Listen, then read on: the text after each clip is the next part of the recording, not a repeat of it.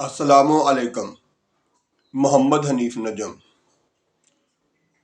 پڑھتے رہو درود مومنو، ڈیوٹی یہی تو ہے۔ پڑھتے رہو درود مومنو، ڈیوٹی یہی تو ہے۔ سارے جہاں کی مومنو، بیوٹی یہی تو ہے۔ صلی علی نبینا، صلی علی محمد، صلی علی شفیعنا، صلی علی محمد۔ پیارے پاکستانیوں اور سچے مسلمانوں، آپ جہاں بھی ہیں، اللہ تعالیٰ ہر جگہ آپ کی حفاظت فرمائے۔ آج کی ویڈیو میں ہم بات کریں گے خلیفہ چہارم حضرت علی رضی اللہ تعالی عنہ کی ایک قول کی، جس میں انہوں نے فرمایا، دوستی کا بھرم صرف وہ لوگ رکھ سکتے ہیں جن کے وجود میں سمندر جتنا دل ہو۔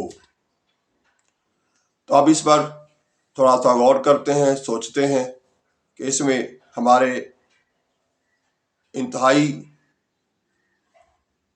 دل و جان سے عزیز خلیفہ چہارم حضرت علی رضی اللہ تعالی عنہ ہمیں کیا کہہ رہے ہیں۔ تو اس میں کہا جا رہا ہے کہ دوستی کا بھرم، یعنی دوستی جو ہے اس کو کیسے اور کون لوگ آگے بڑھا سکتے ہیں، ان کے اندر کتنی ہمت ہونی چاہیے۔ تو وہ آگے کہا جا رہا ہے کہ جن کے وجود میں سمندر جتنا دل ہو۔ دوستی نبھانا آسان نہیں۔ ہم توقع تو صاحب یہ کرتے ہیں کہ ہمارا دوست جو ہے وہ ہمارے لیے کچھ کرے، حالانکہ پہلے آپ کو یہ سوچ لینا چاہیے کہ میں نے اپنے دوست کے لیے کچھ کرنا ہے۔ تو دوستیوں کا بھرم اس طرح نہیں ہوتا کہ صرف ٹھیک ہے آپ توقع رکھیں اور دوست جو ہے وہ صرف آپ کی توقعات پہ پورا اترے، آپ خود کسی کی توقع پر پورا نہ اتریں۔ تو اس لیے یہ توقع رکھنا کہ دوست تو میرا خیال رکھے، وہ میری ہر جگہ پہ عزت میں اضافہ کرے، وہ میرا ہر وقت خیال رکھے، میرے لیے کچھ کر کے دکھائے۔ تو اسی طرح سے آپ بھی تو اس کے دوست ہیں، آپ کو بھی تو اس کے لیے کچھ کرنا ہے۔ تو آپ یہ توقع رکھنے کی بجائے کہ وہ کچھ کرے، آپ خود کیوں نہیں دوستی کا حق ادا کرتے؟ آپ خود اس کے اوپر اپنا احسان مندی، اس کے ساتھ اچھا سلوک، اس کی ہر جگہ پہ ہر مشکل وقت پہ اس کے ساتھ کھڑے ہونا، یہ آپ کے اندر کیوں سوچ نہیں؟ تو جب آپ خود اس طرح سے سوچنا شروع کر دیں گے تو پھر آپ کو بھی مخلص دوست جو ہے وہ مل جائیں گے۔ لیکن یہ ہے کہ اس وقت اس دور میں عام طور پر ہر بندہ جو ہے وہ یہی چاہتا ہے کہ میرا دوست جو ہے وہ میرا ساتھ دینے والا جو ہے، میرے ساتھ جو دوستی کا نعرہ مارتا ہے، وہ میرے لیے قربانی دے، وہ میرے لیے کچھ کر کے دکھائے۔ لیکن خود ہم نہیں سوچتے کہ ہمیں بھی تو کسی کے لیے کچھ کر کے دکھانا ہے۔ ہم بھی تو اس دنیا میں اپنے پورے اعضاء کے ساتھ، پوری اللہ تعالیٰ کی نعمتوں کے ساتھ موجود ہیں، تو ہمیں بھی تو کچھ کر کے دکھانا چاہیے، ہمیں بھی تو کسی کے لیے کچھ سوچنا چاہیے۔ ہم بھی تو کسی کے دوست ہیں، ہمیں بھی تو کوئی اپنا دوست سمجھتا ہے، تو ہمیں کچھ خود بھی تو کر کے دکھانا چاہیے۔ تو میرے پیارے پاکستانیوں، ہمیں کسی دوست سے توقع رکھنے کے بجائے خود کسی اپنے دوست کی توقعات پر پورا اترنے کی کوشش کرنی چاہیے۔ اسی طرح سے کسی دوست کی کوتاہیوں کو، کسی دوست کی غلطیوں کو، کسی دوست کی بیوقوفیوں کو برداشت کرنا دوستی ہے، اسے سہ لینا دوستی ہے۔ یہ نہیں ہے کہ آپ کو کوئی ذرا سی تکلیف دوست کی طرف سے پہنچے تو آپ فوراً کہیں جی میری تیاری آپ کی دوستی ختم۔ تو میرے پیارے پاکستانیوں، دوستی نبھانا جو ہے وہ بہت مشکل کام ہے۔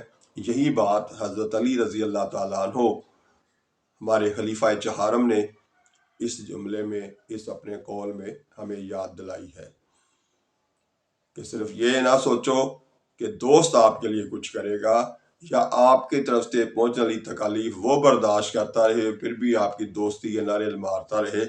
نہیں، بلکہ آپ اس کے ساتھ دوستی نبھاتے ہوئے آپ اس کی تکالیف برداشت بھی کریں اور ساتھ اس کی مشکلات کے وقت میں اس کے ساتھ کھڑے بھی ہوں، تو اس کو دوستی کہتے ہیں۔ اب آتے ہیں اپنی روزمرہ کی گفتگو کی طرف۔ تو اب پاکستان میں الیکشن کا شور و غل جو ہے وہ شروع ہو گیا ہے، کوئی کچھ نعرے لگائے گا، کوئی کچھ نعرے لگائے گا۔ ہمیں بطور عوام کیا سامنے رکھنا ہے، کس طرح سوچنا ہے اور کیسے فیصلہ کرنا ہے کہ ہم نے اپنے ملک میں آنے والے کل میں اپنے لیے اور اپنی آنے والی نسلوں کے لیے کن لوگوں کو اپنے ملک پاکستان کی باغ دوڑ سنبھالنے کا موقع دینا ہے۔ تو اس پر خود سوچیں، غور کریں، سمجھنے کی کوشش کریں کہ ہمارے پچھلے جو مدت گزر گئی 77 سال اس ملک کو، اس میں ہم نے جو کچھ فیصلے کیے، جن لوگوں کو ہم نے اپنے اوپر حکومت کرنے کا موقع دیا، انہوں نے ہمارے ساتھ کیا سلوک کیا، کتنا قرضہ چڑھایا، کتنی ہمیں سہولتیں فراہم کی اور کتنی مراعات خود لے اڑے۔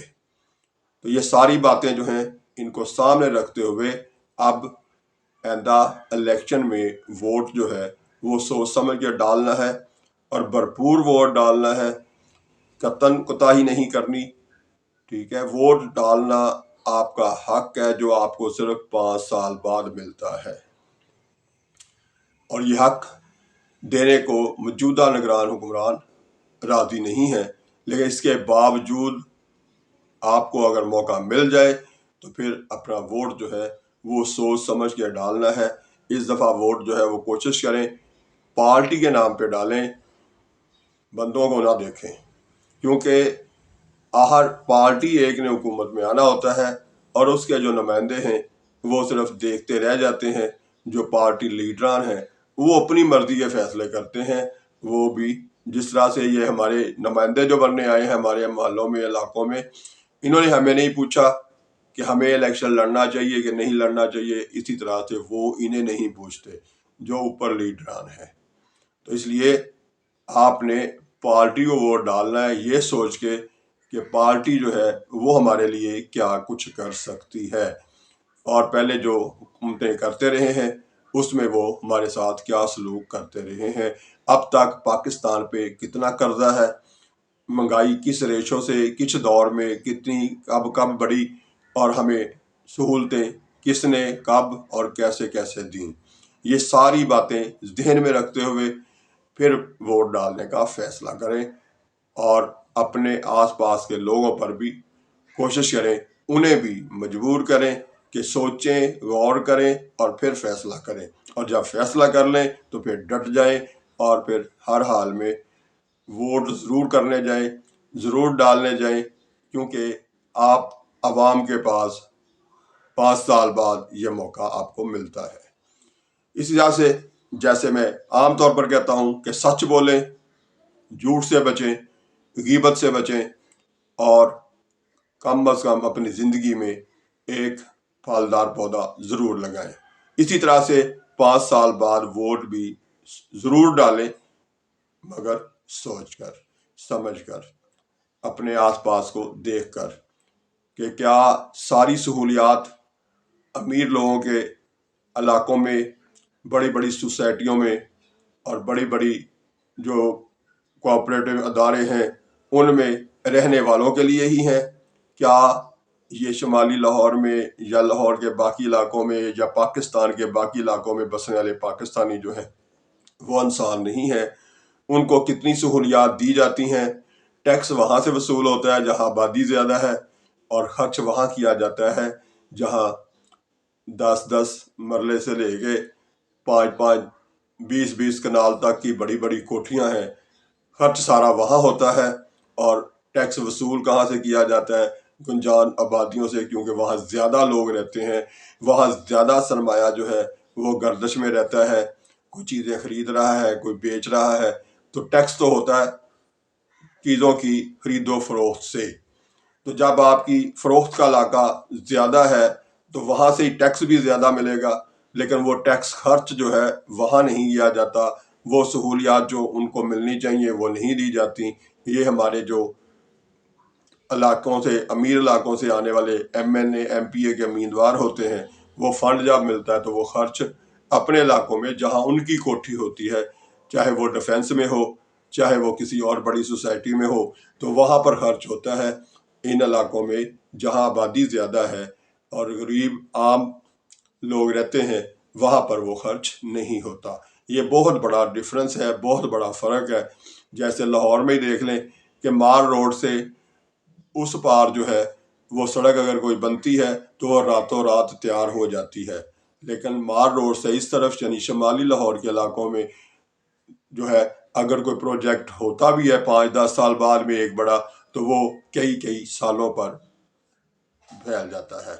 تو اس طرح سے ہر طرح سے سوچیں، ہر لحاظ سے سوچیں، کس کے دور میں تعلیمی ترقی ہوئی، کس کے دور میں صرف سڑکیں بنی، کس کے دور میں ہسپتالوں میں سہولیات ملی، اور کس کے دور میں صرف ہسپتال کھڑے کیے گئے لیکن اندر سہولت نام کی کوئی چیز نہیں تھی۔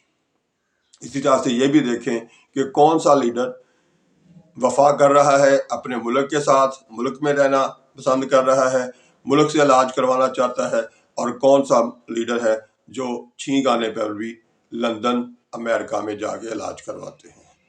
تو یہ ساری چیزیں غور کریں، پھر فیصلہ کریں کہ ہم نے ووٹ کسے ڈالنا ہے۔ تو اس حوالے سے آئندہ بھی اب جب تک الیکشن ہو رہے ہیں، میں ہر ویڈیو میں کچھ نہ کچھ بات کرتا رہوں گا، اس سے ساتھ ساتھ کہ آپ کی طرف سے جو آنے والی رائے ہے کامنٹس کی صورت میں اس کو بھی مد نظر رکھتے ہوئے کوشش کروں گا کہ ان کی بھی وضاحت کرتا رہوں۔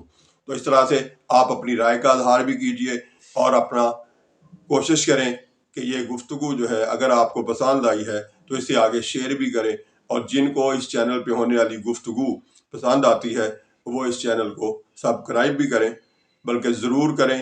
اور آپ کا بہت شکریہ کہ آپ وقت نکال کے میری یہ گفتگو روز جو ہے وہ سنتے ہیں، اور پھر اس کو آگے بھی بڑھانا چاہتے ہیں اور بڑھاتے بھی ہیں۔ تو اسی طرح سے ہم اپنے ملک کو مزید بہتری کی طرف لے جا سکتے ہیں جب ہم اپنی سوچ کو بہتر کرنے کی کوشش کریں گے۔